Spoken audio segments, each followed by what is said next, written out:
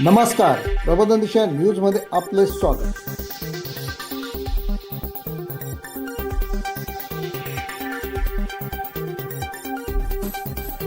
Rabale police स्टेशनचा ISO प्रमाणपत्र देऊन सन्मान.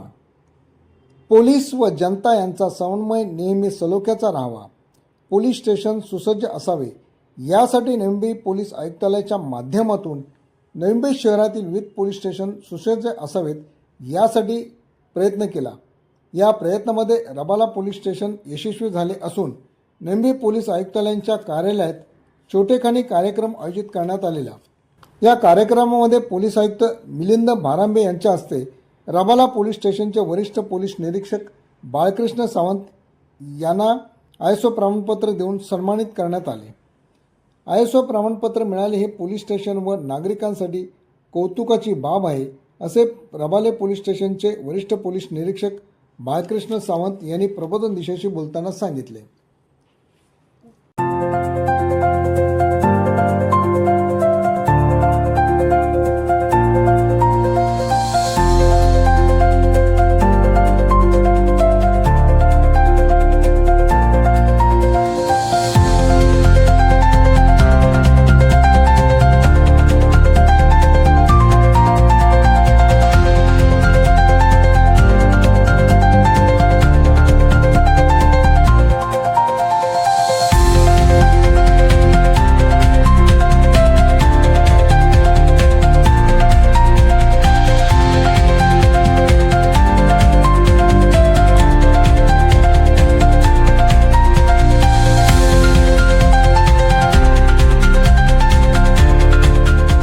नवी मुंबई शहराचे पोलीस आयुक्त श्री मिलिंद भारांबे साहेब यांनी साधारणपणे फेब्रुवारीमध्ये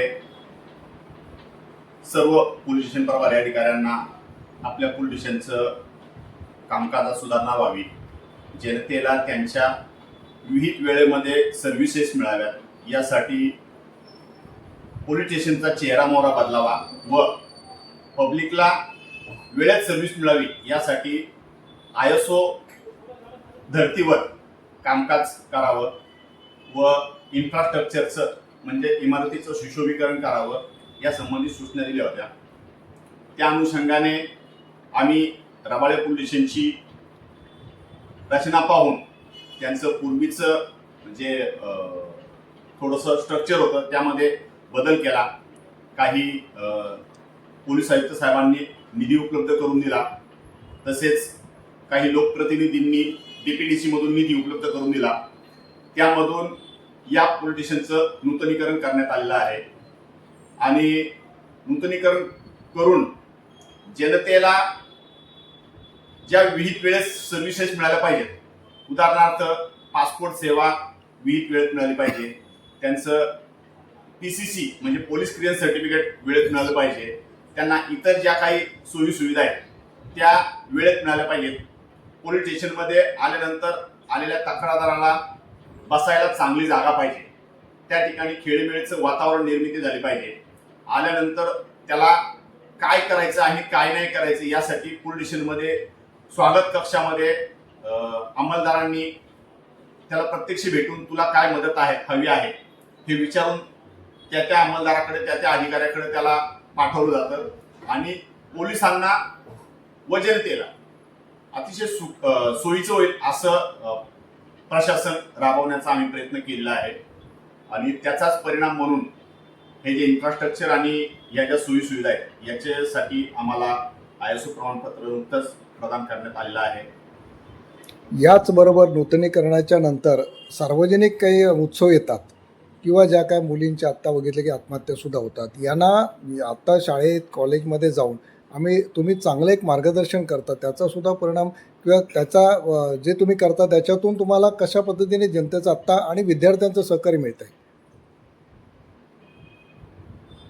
नुकत्याच आपल्या 2 महिन्यापूर्वी आपल्या रबाळे पोलीस स्टेशनच्या हद्दीमध्ये 2 अल्पवयीन मुलींनी शैक्षणिक संस्थेमध्ये शिकत असताना काही अपरिहार्य घटनांमुळे आत्महत्या केल्या आहेत.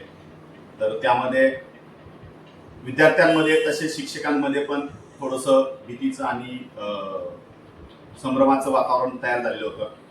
तर त्यासाठी आम्ही पुढाकार घेऊन सर्व शिक्षकांना, सर्व पालकांची मीटिंग घेऊन एक कार्यक्रम घेतलेला होता. तसेच आता प्रत्येक शाळा कॉलेजेसमध्ये हे कार्यक्रम घेऊन त्यांच्यामध्ये आत्मविश्वास वाढेल, त्यांची मानसिक जडणघडण ही आत्मविश्वासाची बनल, यासाठी आम्ही त्यांना प्रशिक्षण किंवा समन्वय करण्याचा प्रयत्न करीत आहोत.